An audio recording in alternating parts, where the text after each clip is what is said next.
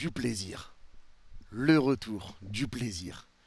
Salut les fraudes, j'espère que vous allez bien. On se retrouve pour une nouvelle vidéo. Et nouvelle vidéo débrief du match entre l'Olympique Lyonnais et le Paris Saint-Germain. Victoire 4-1 du PSG. Mais avant de parler de ce match, merci à toutes les personnes qui étaient présentes en live avec nous. J'ai commenté le match en live, on l'a vécu ensemble, c'était un vrai régal. Donc merci à tous de votre soutien comme d'habitude. Et merci à ceux qui prendront 2 secondes pour mettre le petit pouce bleu et le commentaire pour le référencement. Vous êtes les GOAT. Et maintenant, on est parti pour le débrief de ce match. Et je vais commencer par souhaiter bon courage aux Lyonnais pour la suite de la saison et bon courage à Laurent Blanc. Je pense honnêtement que la victoire aujourd'hui du PSG et le fait que les Lyonnais perdent ce soir était la meilleure chose qui pouvait arriver aux Lyonnais parce que ça va forcément précipiter le départ de Laurent Blanc et qui sera, j'imagine, licencié ce soir. Ça va faire du bien à Laurent Blanc qui est dans une période très compliquée lui aussi. Il va pouvoir se ressourcer un peu, se remettre les idées en place et pour les Lyonnais, ça va apporter un nouveau souffle, une nouvelle ère de prendre un nouvel entraîneur. Je pense que ça peut faire du bien à tout le monde et je pense que c'est la meilleure chose qui pouvait arriver aux Lyonnais ce soir parce que là, c'était très compliqué ces derniers temps et on vous souhaite bonne chance vraiment pour la suite. Mais au vu de ce qu'on a vu aujourd'hui, il y a quand même du positif à tirer pour les Lyonnais. En tout cas, voilà, on vous souhaite bonne chance, que ce soit pour les Lyonnais, pour Laurent Blanc. On n'oublie pas ce qu'il a fait pour le Paris Saint-Germain et ça fait mal au cœur de voir Lyon et Laurent Blanc comme ça. Donc bonne chance pour la suite. Maintenant, pour parler de ce match et pour parler du PSG, on s'est régalé. On s'est régalé et on a passé un très très bon moment devant ce match. Un moment vraiment agréable où on reprend plaisir à regarder notre équipe, où on gagne 4-0 à la mi-temps. Alors, il y a des petits points noirs et on va les évoquer ensemble, comme la deuxième mi-temps qui a rien à voir, mais il y a aussi des excuses peut-être, mais vraiment on a vécu un très bon match. Et le pire, c'est qu'on a l'impression que le PSG n'était pas réellement à 200%. On a vraiment l'impression que le PSG était juste au-dessus. Après, on le savait, Lyon est une équipe qui est dans la difficulté, mais c'est toujours dangereux. Lyon blessé est toujours dangereux, on le sait, la preuve la saison dernière, quand on perd là-bas alors qu'ils vont très mal, on perd à 1-0. Mais là, on a vraiment fait notre match et pourtant sans réellement pousser. Pour moi, le problème qu'ont eu les Lyonnais aujourd'hui, ça a été le placement défensif parce qu'ils ont pris des vagues et ils ont pris des vagues monumentales. Ça a été un placement vraiment très bizarre, notamment sur le 3e but. En 2 passes, on arrive à marquer à cause d'un placement vraiment approximatif. Donc pour moi, ça a été le placement qui a été compliqué. Mais offensivement, ils nous ont fait quand même du mal. Ils auraient pu marquer, ils auraient pu relancer le match. Et sans un gros Donnarumma, on aurait pris un but qui aurait fait 2-1, voire 1-1. Donc, on a quand même subi quelques occasions. Et pour moi, on a trop subi. Et ça, c'est pas normal. On a subi autant de frappes qu'on en a mises. Et ça, c'est pas normal. Ça, c'est pas normal, surtout au vu du début de saison. Maintenant, je pense que c'est parce qu'il y avait énormément d'espace côté lyonnais, donc les Parisiens montaient beaucoup. Mais je trouve quand même, et on va commencer tout de suite par la défense, qu'il y avait des petites craintes. Quand Cherki prenait la balle, quand Nuama prenait la balle, c'était compliqué. Lucas Hernandez a eu un petit peu de mal devant Nuama qui est très bon. Et quand Cherki avait la balle, ça a été très compliqué de lui prendre également. Donc forcément, je trouve que la défense a eu un petit peu du mal, que la défense a eu un petit peu des lacunes.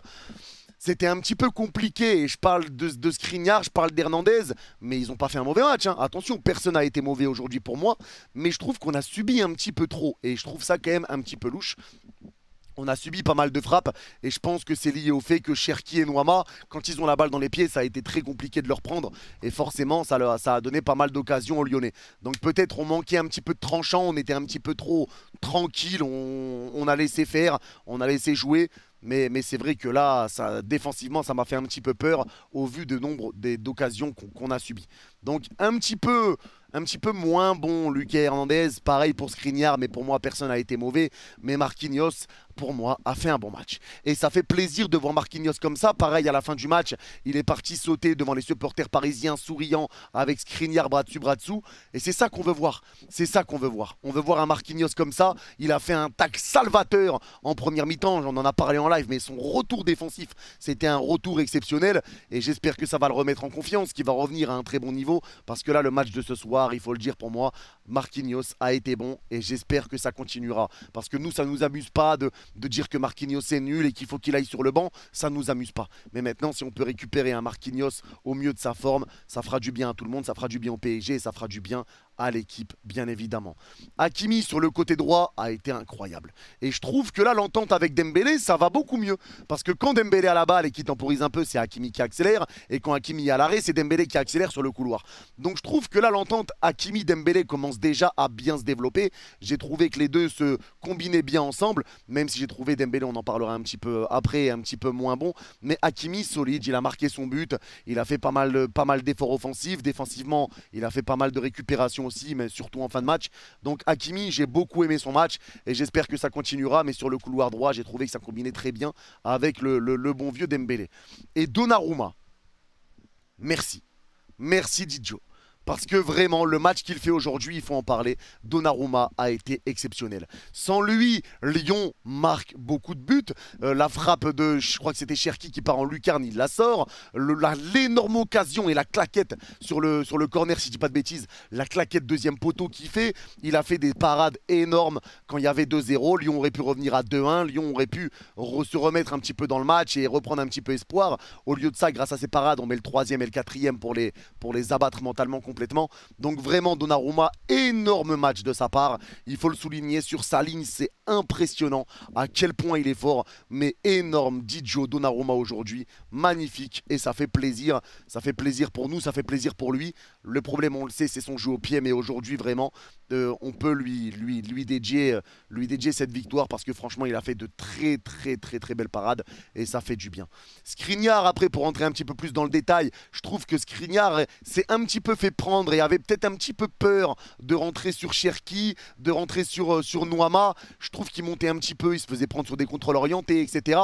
Mais encore une fois, ils n'ont pas été mauvais, mais je trouve qu'on n'a pas réellement réussi à bloquer Cherki, à bloquer Nuama, et c'est ce qui a apporté énormément d'occasions pour les Lyonnais. Mais voilà, enfin, ils ont eu quelques grosses occasions qui auraient pu se transformer en but. Mais voilà, pour moi, ça manquait peut-être un petit peu d'intensité côté défensif. Mais encore une fois, je le répète, pour moi, personne n'a été mauvais. Ça a été un vrai bon match collectif. Même si on a levé le pied en deuxième mi-temps, c'est logique. Avec la trêve qui arrive, les gros matchs qui arrivent, Ligue des Champions, Nice, vendredi 15 septembre. Forcément, tu lèves le pied, tu gagnes 4-0 à la mi-temps, tu baisses un petit peu le pied. Ensuite, Ugarte. Jusqu'à quand? Jusqu'à quand il va être nul comme ça? Je rigole. Calmez-vous, il est exceptionnel.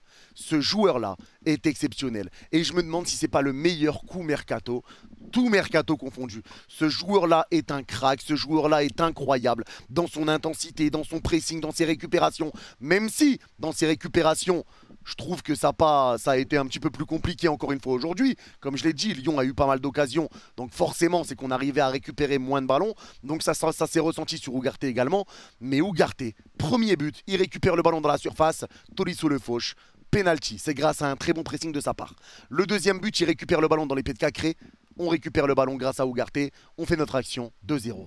Troisième but, passe décisive pour Asensio. Il a tout fait et c'est grâce à lui qu'on débloque ce match, c'est grâce à lui qu'on marque. Il a vraiment encore fait un bon match. Ugarte est un joueur exceptionnel. Je suis déjà fan, je suis déjà emballé par ce joueur et je me floquerai le prochain maillot que je prends. Ugarte, il nous a mis dans sa poche, ça y est, c'est incroyable le niveau qu'il présente et j'espère que ça continuera parce que franchement, dans ses prises de balles, dans ses passes, son problème c'était ballon au pied et on voit déjà pas que ballon au pied c'est un petit peu compliqué. Merci Ugarte parce que franchement le match qu'il a sorti aujourd'hui ça a été encore d'une très grande classe. Ensuite Zahir Emery pour moi c'est le joueur de l'équipe, le seul qui peut se rapprocher un petit peu plus du flop. Maintenant, est-ce qu'on lui en veut? Non. Zahir Emery est jeune, Zahir Emery doit prendre de l'expérience et Zahir Emery est très bon depuis le début qu'il joue au Paris Saint-Germain. Là, il passe un petit peu au travers de son match, ça arrive, il a 17 ans, il y a la fatigue, il est beaucoup utilisé, il va falloir aussi qu'il prenne de l'expérience, etc. Là, ça a été un match où on ne l'a pas énormément vu et le pauvre, c'est lui qui donne un penalty pour Lyon, mais bon, voilà, c'est pas volontaire, c'est pas une erreur, il met son pied pour essayer de dévier la balle. Et il y avait Tagliafico qui traîne au même endroit, donc il se prend le pied de Zahir Emery.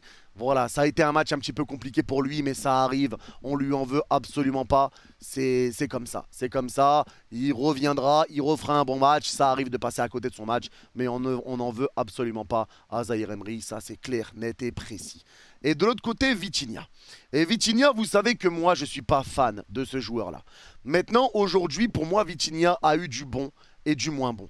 Il a eu du bon parce que honnêtement, au début du match et en première mi-temps, il a eu pas mal de situations où il partait vers l'avant. Et quand Vitinha joue vers l'avant, pour moi, c'est un très très bon joueur. Hein. Quand il joue vers l'avant, les 1-2 avec Mbappé, il a eu des situations dans la surface, etc. Il jouait bien vers l'avant, il a fait pas mal de bons replis défensifs, il a pas mal dézonné. Il a fait vraiment un gros travail. Maintenant, pour moi, le problème, c'est le tempo de ses passes et les décisions. Il joue peut-être un peu trop tête baissée. Il y a eu des occasions, on était en 5 contre 2. Il y avait Mbappé entre les deux joueurs et Dembélé seul, il choisit d'essayer de trouver Mbappé. Il nous a un petit peu anéanti quelques occasions. Et je trouve que peut-être il ralentit un petit peu le jeu sur des passes un petit peu tardives, etc. C'est ce qu'on peut reprocher à Vitinha, c'est vrai que c'est ce qu'on peut lui reprocher. En deuxième mi-temps, il a beaucoup joué vers l'arrière aussi. Mais voilà, ça a été un Vitinha, on va dire, à deux visages. Mais pour moi, quand il joue vers l'avant, Vitinha est un joueur vraiment qui fait énormément de bien. Quand il joue vers l'avant, il fait vraiment du bien. Maintenant, on verra ce que ça donnera encore une fois contre une équipe qui va vraiment nous rentrer dedans et tout ça. Mais voilà, Vitinha, pour moi, match un petit peu en demi-teinte, même s'il a été plus bon. Hein. Je ne dis pas qu'il a été mauvais encore une fois, mais il y a eu du bon, il y a eu du moins bon. Mais en tout cas, bon match pour moi de la part de Vitinha aujourd'hui. Et ça fait plaisir. Et derrière l'attaque, avec Mbappé sur le côté gauche et Mbappé. GOAT. Mbappé, le GOAT. Il a mis un doublé, un penalty, un but dans le jeu. Il a été plutôt bon. Il a même mis une enroulée qui est passée juste à côté sur une passe de Dembélé. Il a eu des bonnes situations. Il a joué avec tout le monde. Il a mis des bons ballons à Vitinha. Il a participé au jeu. On essayait de jouer pour lui. Il essayait aussi de donner le ballon aux autres. Il a fait son match. Mbappé a fait son match. Ça fait plaisir de voir Mbappé jouer comme ça. Et dans tous les cas, c'est que le début. On verra ce que ça donnera aussi quand Kolo Muani va arriver. Mais là, vraiment, on sent que Mbappé est investi. Il mettait même un pressing. Et ça, il faut le noter. Mbappé mettait un gros pressing quand le ballon était dans la moitié de terrain lyonnaise. Il pressait beaucoup.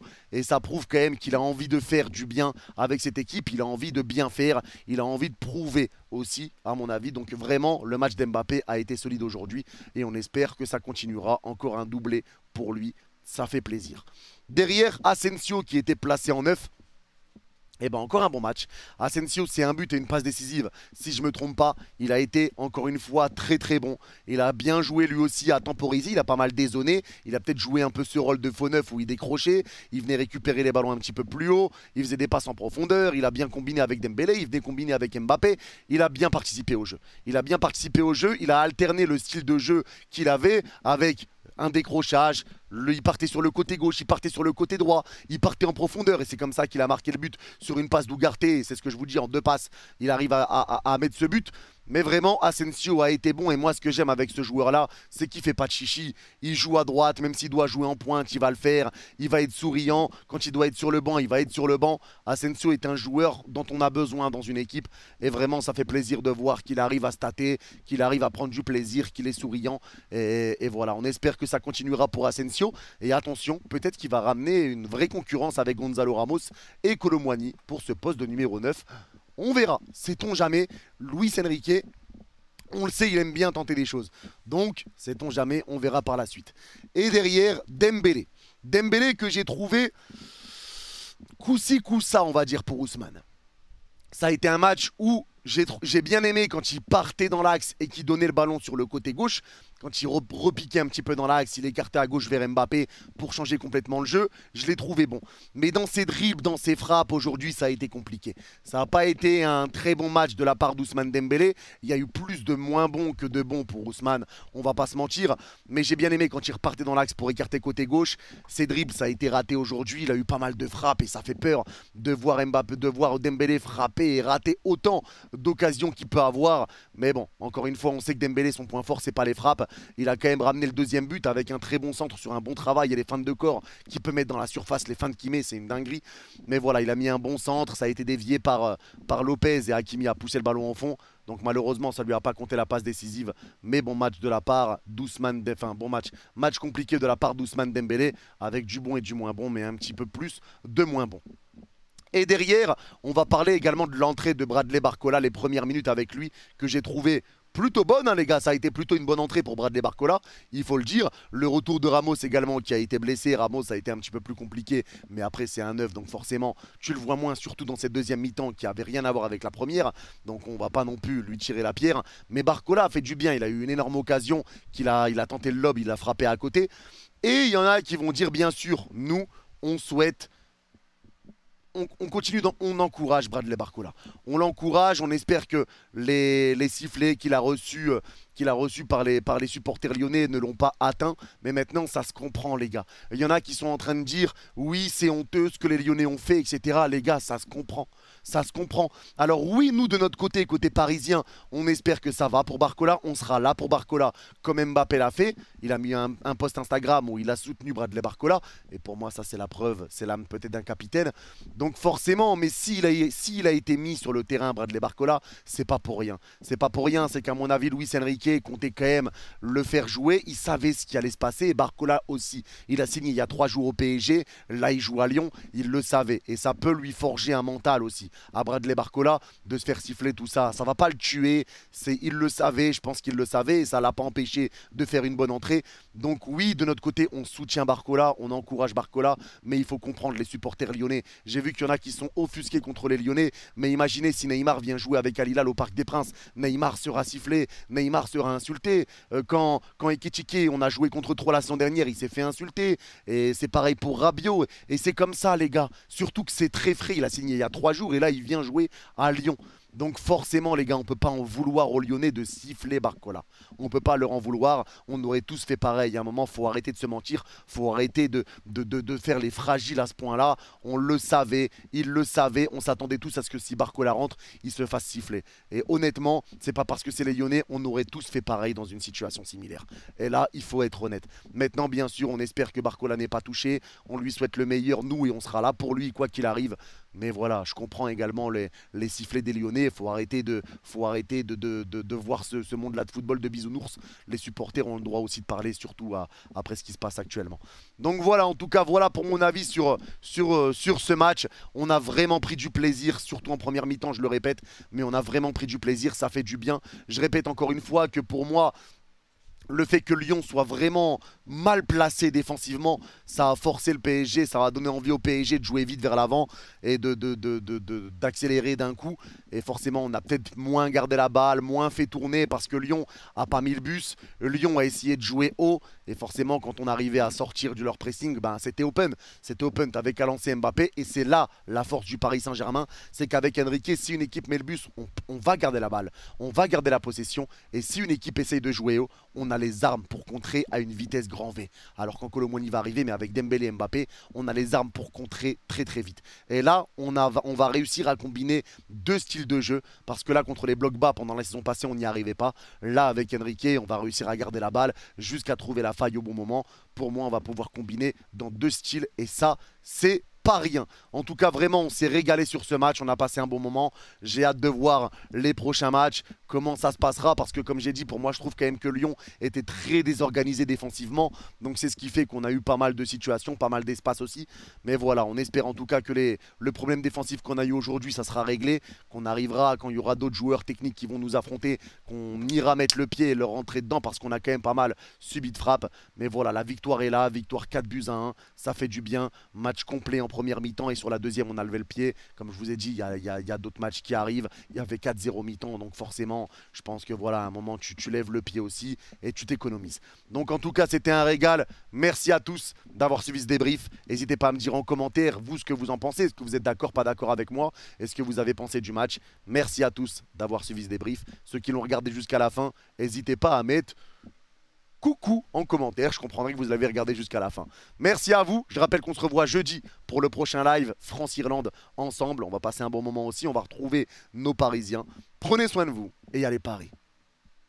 Bye bye.